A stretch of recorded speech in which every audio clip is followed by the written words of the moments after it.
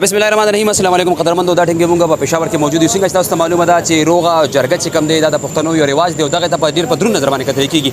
وسیم خان ناغلی دی دغه ځای کې د دوه فریقو ترمنځ راجینامه کړې ده. ما سره د عوامي نېشنل پارټۍ چې تر اوسه دی موږ سره موجود دي. سر دغه روغې ته تاسو په کم نظر باندې ګورئ؟ وسیم خان دی په دغه کې کوششونه کوي. روغه د پښتنو یو رواج هم دی. دغه روغه چې کم فریقان کوي په دغه کې په کم نظر ګورئ جی؟ چې دا نه لوی غټ کار دی وکړو چې دې غزان له جنت وګټل.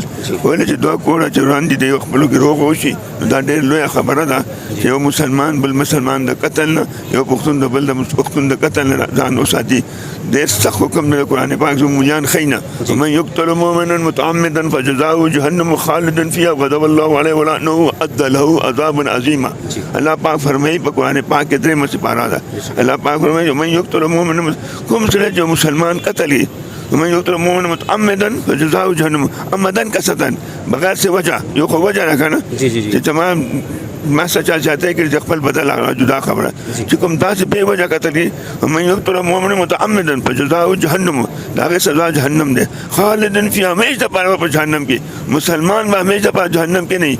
مسلمان چې دی هغه خپل ګناونو سزا اخلي بیا به جنتی دي. خدا چې چا قتل وکړو خپل بخنه وانه خشتنه بل اورنا هغه خپل ټول مر په جهنم خالدا بیا وغضب الله علیه او د خدای غضب به ولانه او د الله پاک لعنت به زدا چې زموږ مسلمانان بچی ته خاص کر امتحانانو ته چې خدای او رسول ته وګورئ چې خدای او رسول منئ نو بیا یو بل سره جاته مه کوئ، یو بل سره ظلم مه کوئ، یو بل سره خالدانه چې قتل د چا ځمکه به نه نیسئ، د چا کور به نه نیسئ، چا سره جاتی به نه کوئ. ولې الله پاک دې ته دې دنیا کې چې ته ډېر مالدار ډېر زورور یې بچ به شې، په بله دنیا کې نه شې بچ کېدی. نو زه خو دا وایم چې مهرباني وکړئ چې داسې په حالات زندګي تېر کړئ چې یو بل سره مینه محبت وکړئ او د هر چا خدمت وکړئ چې خدای پاک په دې خدمت ډېر خوشحالېږي. ډېره مننه جی، مهرباني.